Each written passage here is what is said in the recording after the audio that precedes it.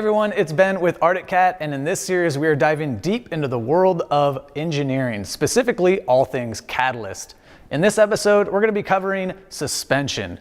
Joining me here today is Guy Spindle, who's really integral in the development process of the trail and the crossover lineup. Guy, thanks for joining us. Yeah, pleased to be here. So Guy, let's go back in time a little bit. Give me a history lesson. When we look at AWS, what does that stand for and where did it come from? So AWS, Arctic Cat Wishbone Suspension, first introduced 1990 on the Prowler, was revolutionary at the time.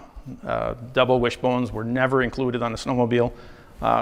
So the engineering team developed a system that mimicked a lot of that type of characteristics. The characteristics have obviously over time have kind of changed, but overall the double wishbone systems have revolutionized the snowmobiles. Basically the whole industry now has gone to the double wishbone suspension. So over the years, obviously 33 years have come and gone, and a lot of iterations have come, but we feel that the catalyst, with all that was learned on the racetrack and through years of engineering, we feel that we really hit the nail on the head, so to speak. So AWS has been part of the Arctic Cat lineup for a very long time. What changes have been made with the Catalyst platform? So the Catalyst, the very beginning when we started on this project, lots of things have changed around. We moved things around, and what we found is moving the skis and the rear suspensions back approximately 56 millimeters have made a huge change to the Catalyst. The Catalyst, as we all know, the mass centralization, the lower CG, we wanted to make the vehicle a lot more nimble. So by moving the skis back, we've really seen that the chassis could really react a lot better, a lot quicker, better handling in the corners. So it really made a big difference on that. As everyone sees from our past chassis, the triangulated type of suspension has been around for about 10, 12 years. So we've continued with that because of the triangulation of the chassis. We feel is much stiffer, much stronger. There's also benefits to the suspension when that comes along. Triangulated changes a two-dimensional wishbone to a three-dimensional wishbone. So now we've got caster and camber that now gets blended kind of as one. We also have tread change and then longitudinal change. So all this kind of blends in and really makes the Catalyst really shine because of the centralized mass. Yeah, every topic that we've covered so far really has centralized mass and weight reduction incorporated into that topic, and it's cool to see suspension is still a part of that as well. When we look at the ZR model specs, AWS 42 is listed as a specification. Does that just mean it's a 42-inch ski stance? That is correct. And is that still adjustable? We do have some adjustability in the ski. So the ski basically has two bushings on either side of the spindle. So a person can adjust about an inch one way or inch the other way. So there is some adjustability there as well if somebody chooses to. And the crossover, moving to that, has a 39-inch ski stance. How is that different, obviously, other than the width than the ZR? It's very similar in the way that the characteristics of how that suspension works. You know, the A-arms obviously are shorter, spindles are the same, but we've played with different widths. Obviously today we have 4 different widths in our lineup. We felt that 3 would probably be suffice. So we played around with different widths, and we felt that the 39 basically was the sweet spot between a crossover and being able to have the trail characteristics that a person would need. You have both worlds. Now, when we talked about chassis earlier, we talked about the steering system a little bit, but I want to go into a little bit more detail with you because it's so well connected with the suspension system. Tell me a little bit about what's new with the steering system and the Catalyst. So the steering system with the Arctic Cat snowmobile has really changed over the years. The old steering systems on the older AWS was a rack steering. The latest chassis we went to a centralized bell crank. The triangulated geometry gave us that ability to be able to simplify the steering system to a single bell crank. With the Catalyst, we've taken it a step further. We've actually used technology that was developed for the snowcross racetrack, which is what we call progressive steering. And it's actually kind of changes the ratio of how the input of the handlebars to the skis. So the initial input into the handlebars, we've got a ratio of like 2.5 to 1, which the rider will instantaneously feel it, that it's like, whoa, this is really, really light. And the ratio pretty much stays steady all the way through from one lock to the other. So that the ratio steering is really a big step for a consumer sled. So moving to the rear of the sled, how has the rear suspension changed in the new Catalyst platform for the performance models? As I mentioned before, we moved the rear suspensions back roughly 56 millimeters. So when you do that, and with the centralized mass and the fact that the suspension is a little further back from the rider and the centralized mass, some of the geometry has to change. The loads are inputted into the suspension differently. So the calibrations of the front shock and the rear shock and the springs all have to get redone. There are some geometries that have changed, like for example, the 129. The 129 rear suspension is brand new, ground up. It's slated for trail, so we wanted to keep the sled flat and yet still have a little bit of liveliness in the feel of the sled. So the front arm is much longer. With the chassis, a lot of our suspension mounts in the tunnel have been commonized. So what we've done is we've reconfigured our suspension so that in manufacturing, we've got a common location. So that, even though the suspensions are slightly different for 129, 137, 146, they're all the same location. So we've moved things around, and even the 137 is, you look at it, it looks like the same thing, but no, it's been recalibrated, springing, shock valving. So there's been some changes. At glance, you think it didn't change, but when you get on the Catalyst and you ride it, you will feel the differences. So Guy, when I look at the front of this suspension system, obviously the one thing that stands out to me are the spindles. They look all new. Can you tell me a little bit about the design process? So our spindle, obviously, as you said, is the first thing you see the Catalyst, you look at the spindles and they're just screaming at you. It's like, whoa, looks like it comes from outer space. It's really high tech.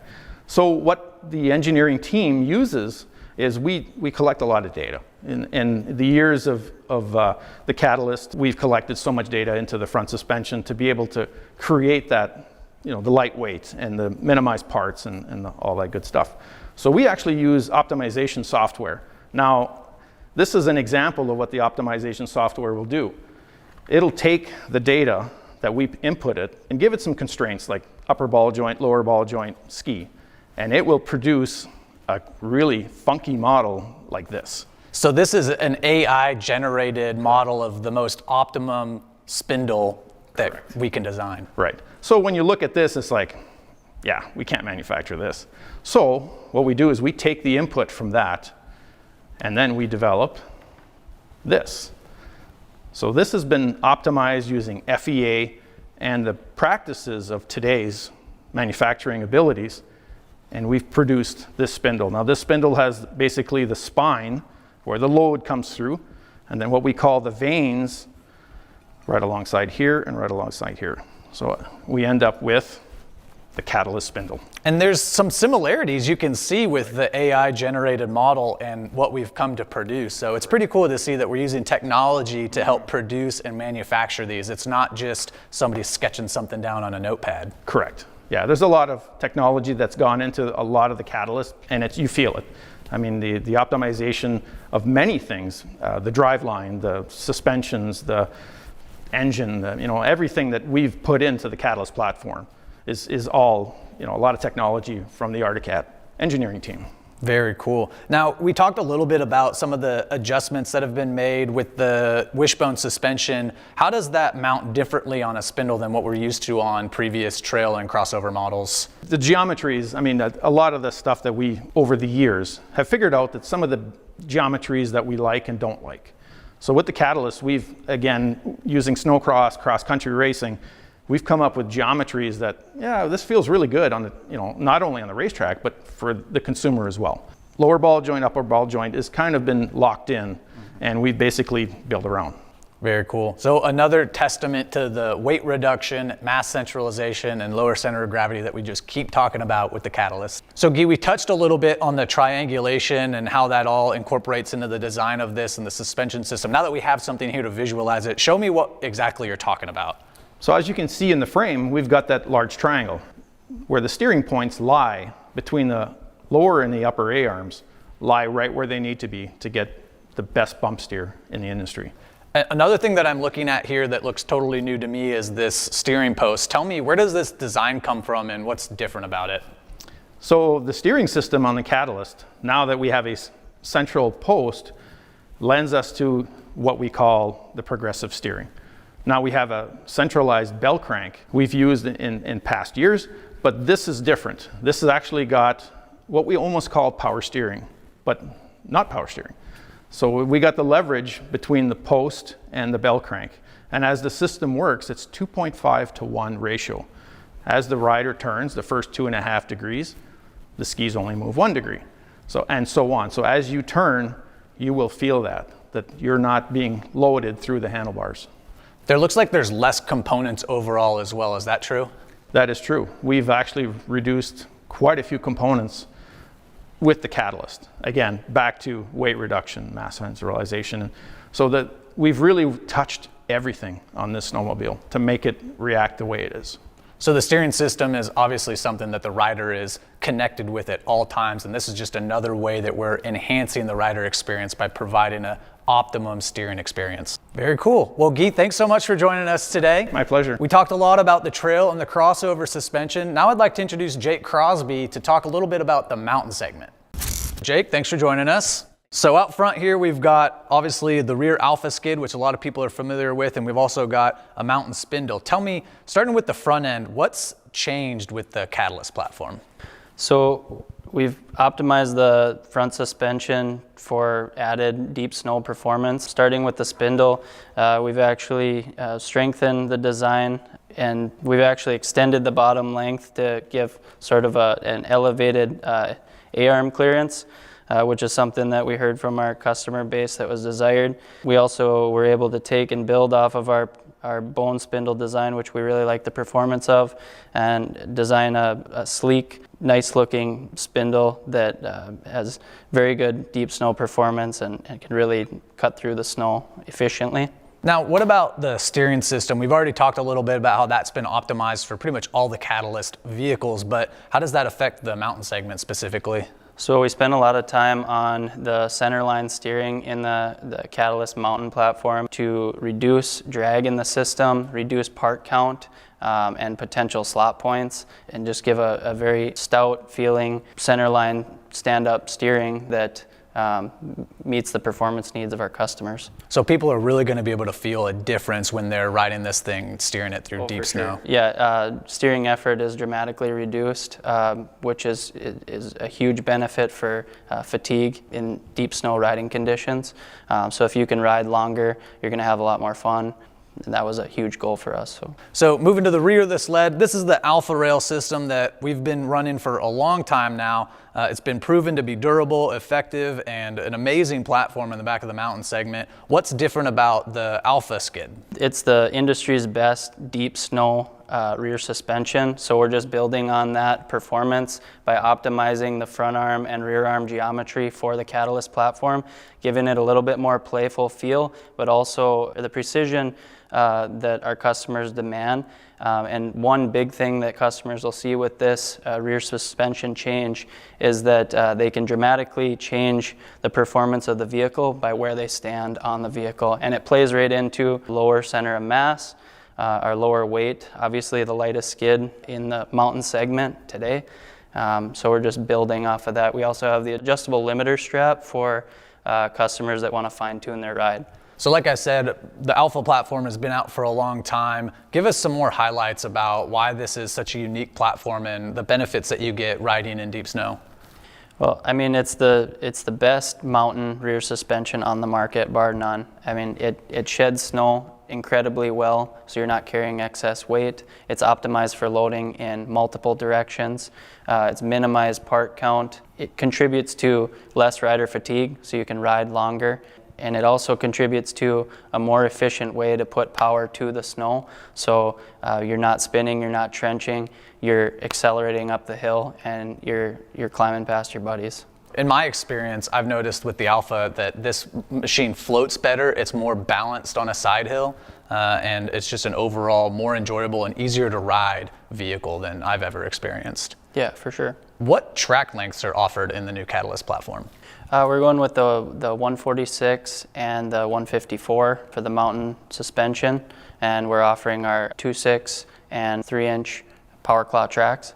So these are all tracks and lengths that people are pretty familiar with and are excited to ride. Definitely, and our 3-inch track is the top deep snow track in the industry. most flotation, best climbing, and paired with the Alpha Rail, gives you the best chance of not being stuck and less rider fatigue. So really, no matter the snow conditions or the riding style, we've got a track length and a track designed for just about everybody. Definitely. Well, cool. Well, Jake, thanks for joining us today.